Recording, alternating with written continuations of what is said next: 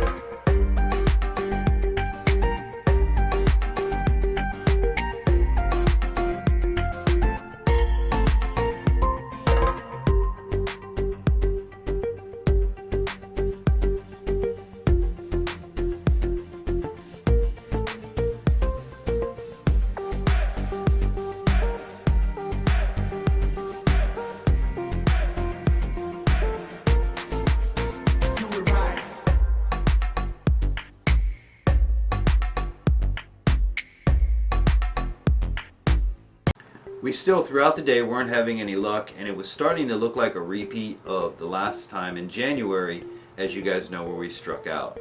And this was only the pre-fish. The next day tournament was still to come. So bad thoughts were starting to get on the boat. Emotions were getting a little high. It was a rough day. I will say that for pre-fish. Tensions were high just based upon all we wanted to do is get one fish in the boat. Lo and behold, throughout the day, what happens? Aaron, ding ding ding, puts a fish on the boat, knocks the skunk off of Lake Okeechobee for us, and puts smiles on his face. So, good job, Aaron. Way to catch a fish, way to knock the skunk off, and way to kick our trip off. Hey. Stop it! We got a fish! about a pound. It ain't big, but We got a dude, fish. It's something. Finally, first fish, dude. There are fish in Okeechobee. So, what did we learn from our pre-fishing? Again, the toughest part of this was learning the lake and finding the fish. Now, Lake Okeechobee is a massive lake. It covers a big part of Florida, and we're just in a small part of it. Now, being able to have the map and the graph that we had gave us an opportunity to go further than we went. We actually went out into the lake. We ventured out a little bit, as you would say, at the end of the day, to go check out the entrance and how to get into Lake Okeechobee, because a lot of the waterways and a lot of the access to Lake Okeechobee is extremely low. And when I say low, I'm talking about a foot of water depth at best in areas that are giving you access into the lake. So this time around, Aaron and I said, let's just do it. We went out where the boats always go out, took it out a ways. We fished the flats. We fished everywhere we possibly could on our pre-fish in the time that we had. And it was interesting because we got to see new parts of the lake, which that's the thing I enjoy, seeing new areas, fishing new areas, finding new areas. So at the end of pre-fishing, I would have to say that, hey, we knocked the skunk off the boat. Aaron put our first Okeechobee fish in the boat. And it wasn't looking so down for the next day. We had a better idea of where we were going to go. We had it charted on the map. We had it marked where Aaron caught his fish. We kind of knew what baits we were going to start with for the day. So at the end of the day, we were more prepared for this tournament than we were in January. So that wraps up our pre-fishing on Saturday. Let's move in to Sunday. Infantry Outdoors is sponsored in part by RealTimeBait.com. 100% customizable soft plastics made your way. Shop today at RealTimeBait.com. Lady B with the National Motor Club. Drive protected, drive with the Motor Club. Sarge Creations. Custom vinyl, decals, banners, and more. TheSellPages.com, International Business and Trades Directory. We put trades, business, and professionals at your fingertips. And by donations from viewers like you. Okay, here we are, the big day, Sunday, King of the Glades, Clewiston, March 2019. Aaron and I got up plenty early, made sure the boat batteries were charged, topped off the tank. We were ready to go. All of the gear, everything was in the boat from the previous day. We knew where we were going to start. We knew how we were going to go. Now, with 116 boats in our field, what we decided to do is basically just let everybody go. And then Aaron and I would take off where we wanted to go. That way we didn't have to deal with prop wash. We didn't have to deal with boaters. We didn't have to deal with pretty much anything. Plus, it gave us an opportunity to see where everybody was going to go. Were they going to go north? Were they going to go south? Were they going to go out to the lake? This kind of gave us an idea of what to do later in the day, or call an audible and run that way. But what we ended up doing was run our normal pattern. We stuck to our guns. We ran where we thought we were going to run. We started off the morning part of the day in the main lake, or out in the channels leading into the main lake of Lake Okeechobee. A lot of flats, very low water, anywhere from 3 feet to 1 foot at the lowest points. Some points where we had to get stuck, we had to push ourselves off a little bit. But that's part of fishing the lake. It's really interesting because from one moment to the next, you can be in 10 feet of water to 3 feet of water. That fast. So you really have to be paying attention. You really have to be aware of your surroundings. You have to look for channel markers. It's the first time I've ever been in a lake that has channel markers. And believe me, if you leave outside of the channel markers, it gets shallow very quick. So things to consider if you're going to come down and fish Lake Okeechobee. Just be very, very careful and be mindful of where you are. If you have a navionics system, make sure you have good charts with good depth, and just be careful. So we went down south, down to South Bay, made the run. Again, stuck to our baits. We were throwing worms, we were throwing chatterbaits, spinner baits, flukes, swim baits, pretty much anything we could. At that point, you kind of start racking your brain and you think, what are we doing wrong? I mean, where are the fish? And we can see them on the graph clearly and what depth they're at, but we're just not successful at getting them to react to what we're throwing. But again, marking water and everything else, it's all experience, and we got to go up some new areas. We checked out some new areas while we were down south. Leading up to later on in the day, we ended up back on the rim canal, and something in my head just said to me, listen, you know, everybody said to you, jerkbait, jerkbait, jerkbait, jerkbait, jerkbait on the rim canal. So I tied on a jerkbait, and what do you know?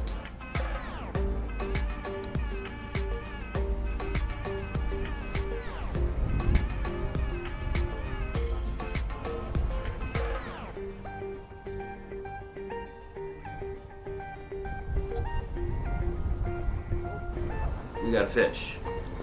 2 thumbs up for me. Yay! Finally one in the box. Get them down. Close to the bottom. There you go. Not too much longer after that, threw a same jerkbait.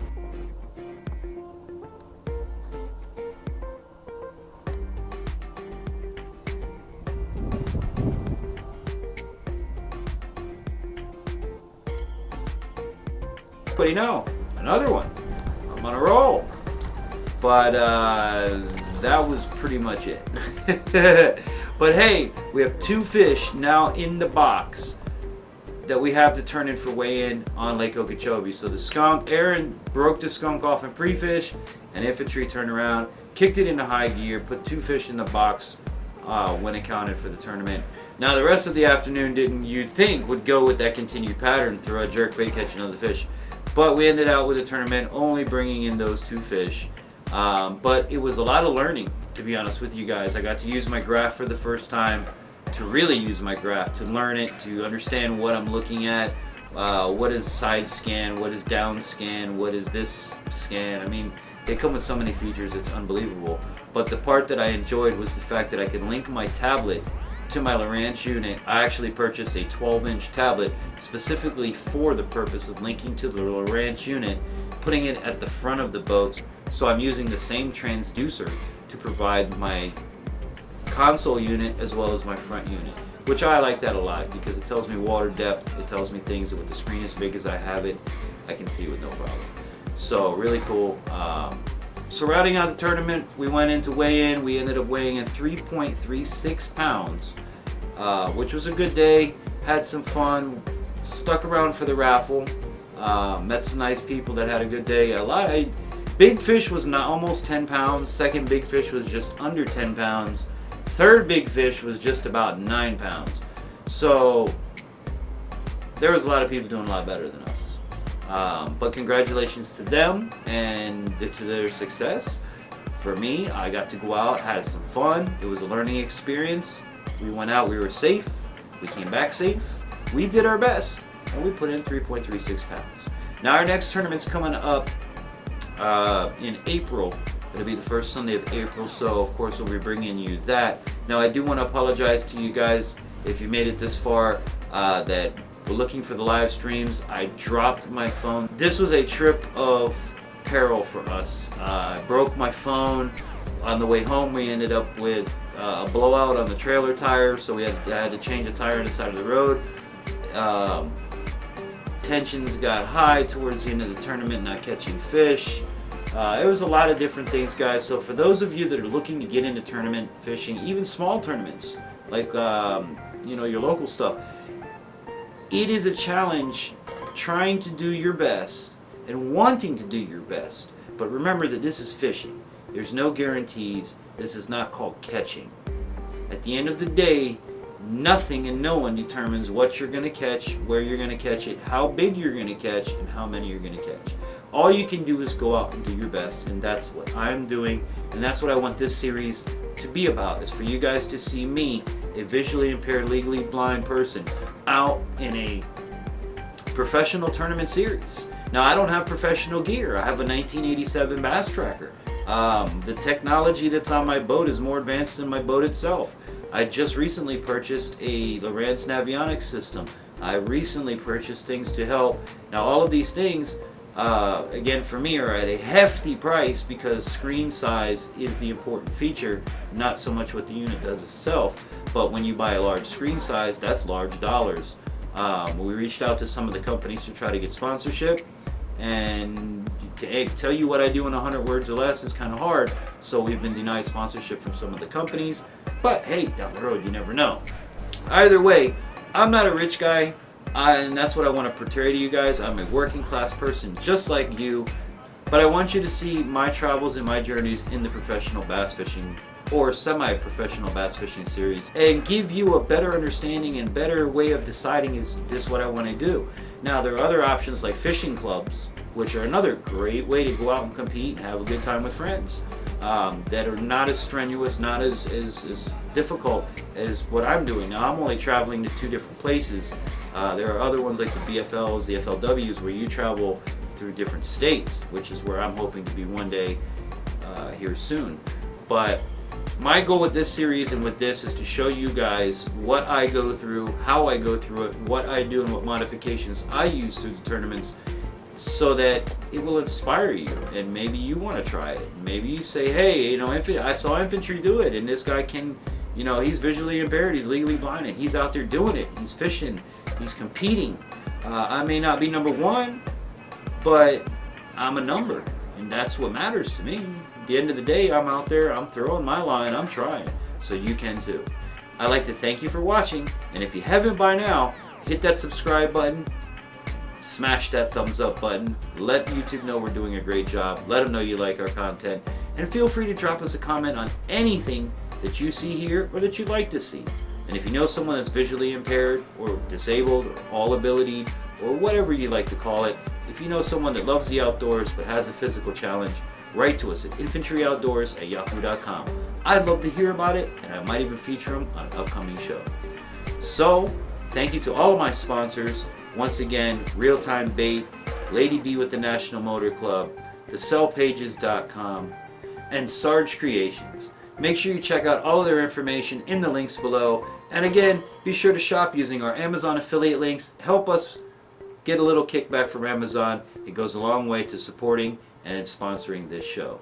Also, if you'd like to become a sponsor, check out our Patreon page at patreon.com/infantryoutdoors. And follow us on all of our other social media platforms at Infantry Outdoors. So, I'm going to get out of here. Until our next adventure, I hope that this and all of my adventures inspires you to get outdoors. We'll see you on the next one. Take care.